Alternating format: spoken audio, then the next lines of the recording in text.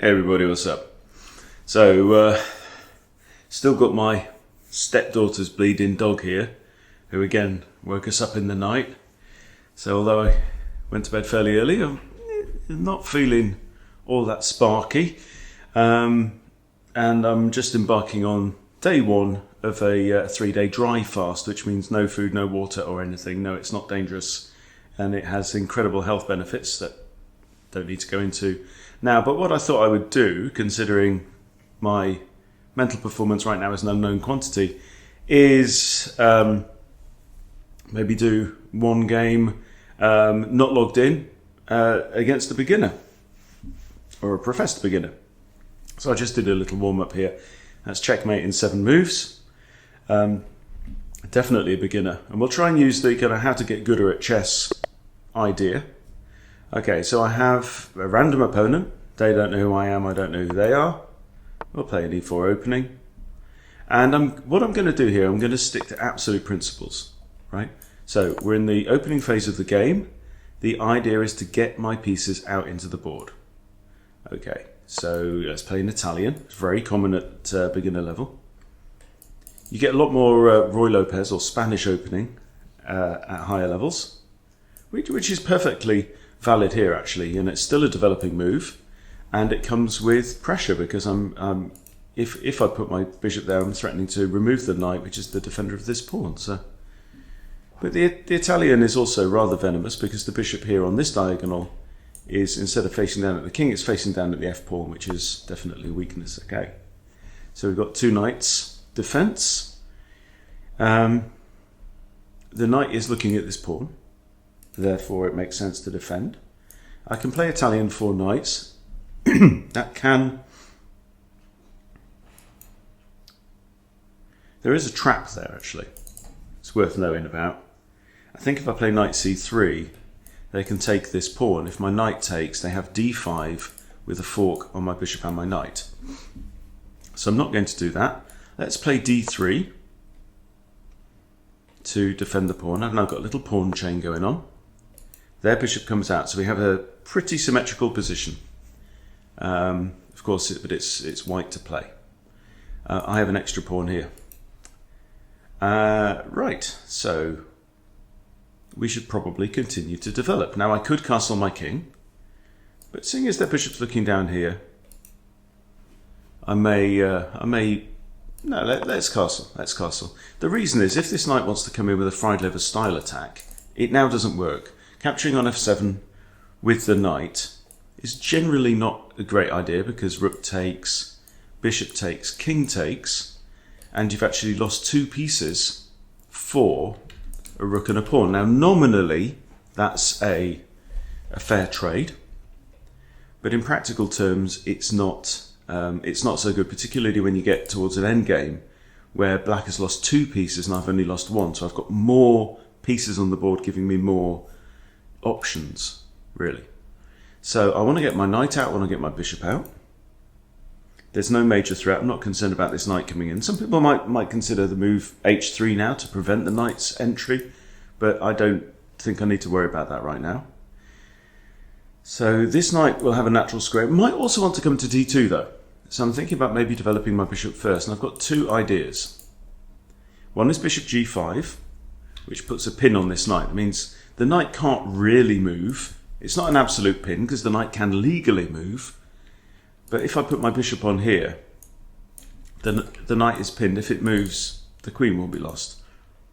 And this knight can't move anywhere to trouble my king or my queen at the same time, so I don't need to worry about that. Another idea is bishop e3. And that's the move I think I'll play now. The point about this is it creates tension between these bishops. Now when I recapture with the f pawn, I've done a couple of things. One is I've captured towards the centre. That then gives me 3 pawns on the 2 central files compared to black's 2 pawns.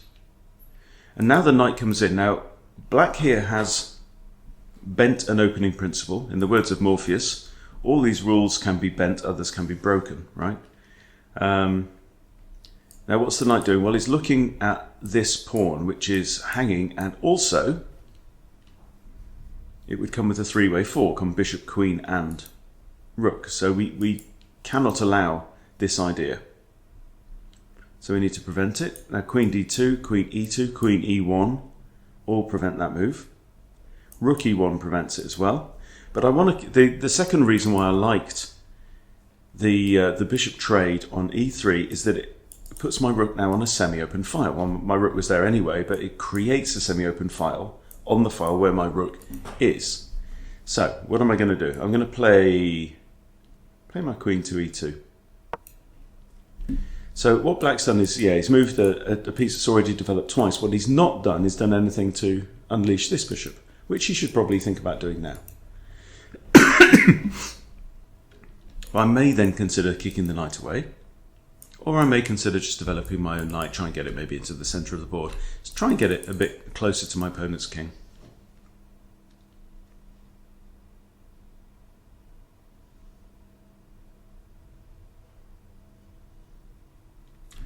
So what we might do at the end of this is actually analyse the game maybe from black's perspective. Could be fun.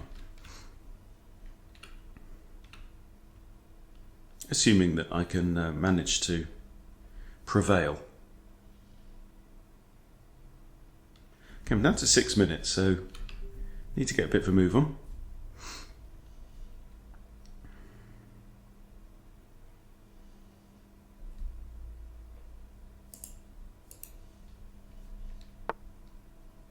Okay, we have the move d6. This is good, it defends the knight, but it doesn't defend the knight against the pawn.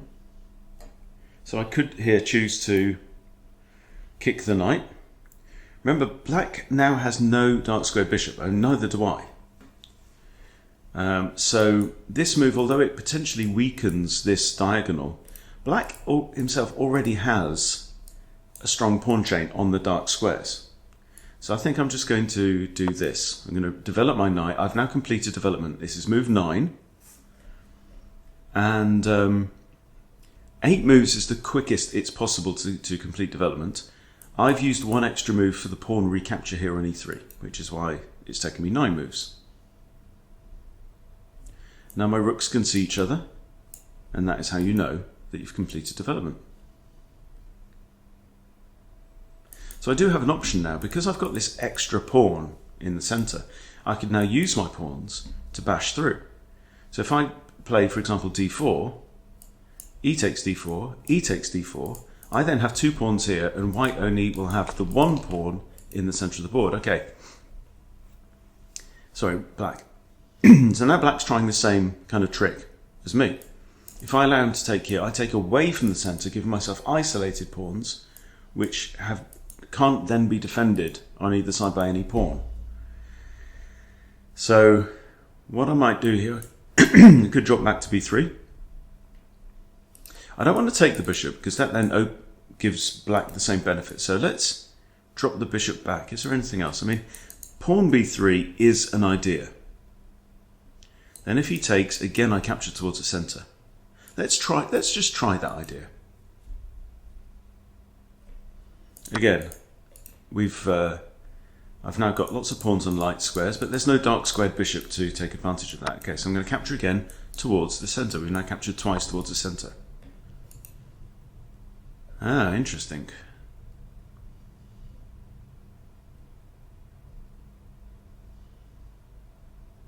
I'm kind of okay with this. I think if he takes here, I can take with a knight. Puts my knight on a good square. Another thing I could do is still, again, kick the knight. And notice if the knight goes back here, it blocks the rook's defense of this pawn on f5. So then I could take that pawn for free. One other thing he might do is a counter-attack. So I attack his knight. He takes the pawn and attacks my knight. But then again, I have knight takes. So let's do the knight kick.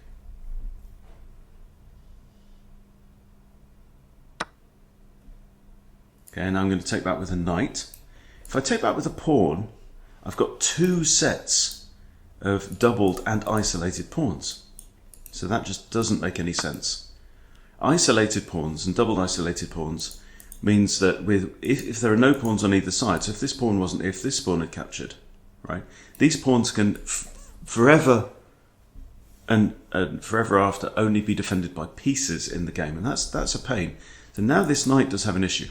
Now the knight is again under attack. It can't take there, can't go there, it gets taken, can't go there, it gets taken. So it's got to go back to either h6 or f6. Knight f6 is the most likely because it's a more central position for the knight. Knights are better. They can control their maximum range when they're inside this 4x4 square in the middle. This is the absolute centre of the board. This is what we call the centre, and it's important to control that.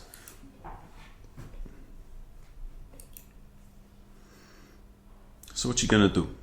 Okay, he's gone back there. He's gone back to the edge of the board. Not fantastic. Look how many squares this knight can reach now. It's only 4 out of a maximum 8. So now, my hunch is that it's time to take advantage of the fact that we've got a pawn majority here in the centre and to start to push on. So c3, then d4 seems to make sense. c3 also takes this square away from this knight. So now this knight can't make forward progress either. Its own pawn is in the way on e5, and if it goes to the edge of the board, great. This pawn is undefended as we speak, so rook a to b1 might make sense. You have to say rook a to b1 because there are 2 rooks that could go to b1. Okay, now he comes back.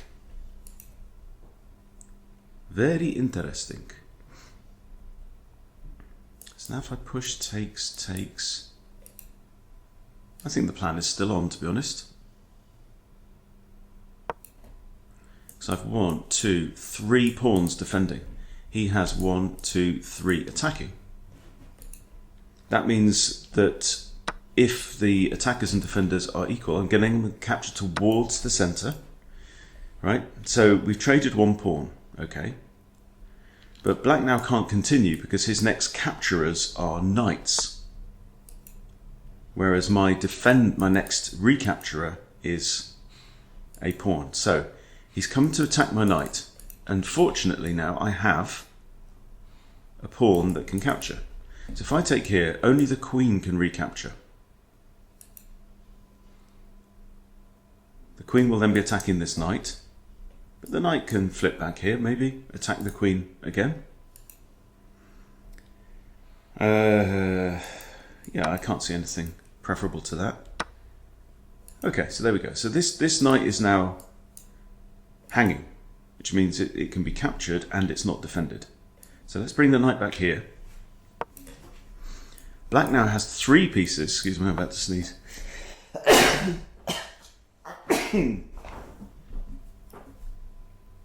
Whoa! Okay, so I'm going to say he's got 3 pieces attacking this pawn, but it doesn't count. And what a nice little move there. Okay, so he's attacking my queen. Right. And he's attacking my rook. So you might look at this and think, oh no, I'm going to lose material. But this is a counterattack, because I'm also attacking black's queen. Okay, so if I take his queen, he takes my queen, I'm in check, and my king has to move. Seems fine by me. And I still have these 2 pawns in the centre, so that's going to be the theme of the game. Now, I've got a couple of options. I could move my king into the corner. If I move my king here, that's not good because the knight comes back to g3 with a fork. Okay. If I move my king here, again it's in the corner of the board, right? Or I could move my king towards the centre of the board. Now this is kind of dangerous because I've now pinned this knight, if you notice. The rook is looking down the f-file. But I like this move because it comes with tempo. Right? What that means is, actually, this knight is now trapped. If he takes here, pawn takes. If he goes here, knight takes. If he goes here, either rook can take. If he goes here, rook or king can take. If he goes here, king can take. If he goes here, pawn. Okay? So the knight is now trapped. And I'm now going to grab this pawn here. And that comes with another threat. Can you see that threat? Notice the rooks are on the same colour square. That's the first thing to see.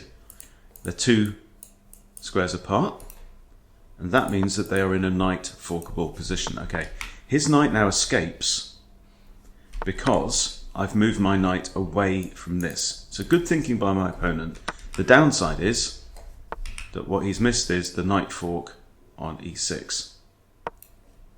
So I'm now threatening to capture one of these rooks. He can't save them both. That is a desperado move. So he's captured my knight with check, and I think I will recapture with the pawn. Or will I? King takes is also an option. Again, moving my king towards the centre of the board. Now let's do pawn, because I've got pressure on this rook, which now has to move. I've also got pressure on here. Now I'd like to play d5 and support my knight, but that doesn't work because the knight can take. Okay, so he's given up his rook, but he did the best option there, which is to get a knight in compensation, which is okay. So now I'm thinking I'll probably just centralise my knight here. I want my knight near the centre of the board. Knight c5 is also an idea, attacks this pawn. But then, let's say knight c5 and he pushes forward.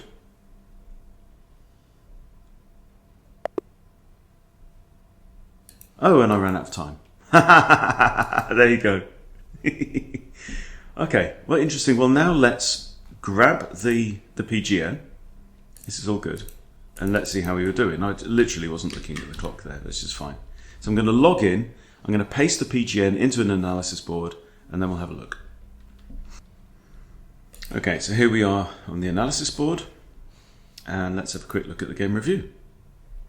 This is all done by random players. A 94 accuracy there for white. Opponent did not play like a beginner at 83 accuracy. Let's look at the guess, the ELO. 2300 from me, and 1850. 1850 is expert. I would call that expert. 1800 to 2100. Okay.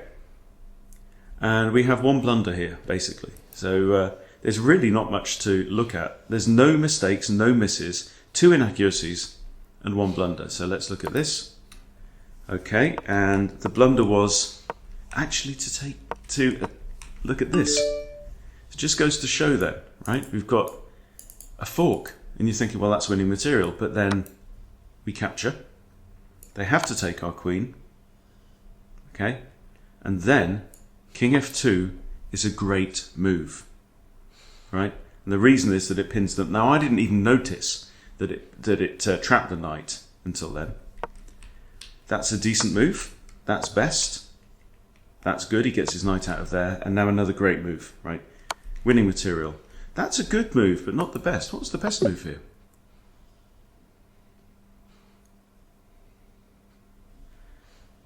Well, that's a funny one. That is a really funny one. How is that better? I mean, he's literally losing a rook here.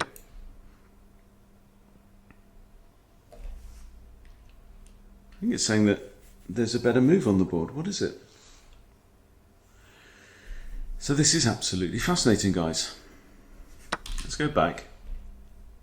It's actually saying oh, here's the point, right? I've got these rooks, right? Nothing's attacking my knight. My knight is there. I'm going to win one of these rooks anyway. So the computer here is saying that a3 is the best move. Kick the knight away. Knight comes to d5, maybe. Or to or this knight comes to e4 with check. Both are okay. Very interesting stuff. So let's say this is the most logical. And now even again it's saying I don't have to rush to capture a rook, right? So that's saying that either rook to here is best. So rook f2 e1, defending this pawn that is attacked once and defended by the king. But if he takes and takes, I don't know. Now it's saying knight e4 check is the best move there. And again, I come towards the centre. Why am I bringing my king towards the centre?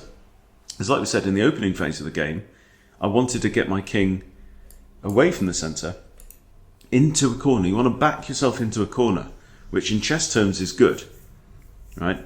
Because it narrows the angles and the options that your opponent can use to attack you.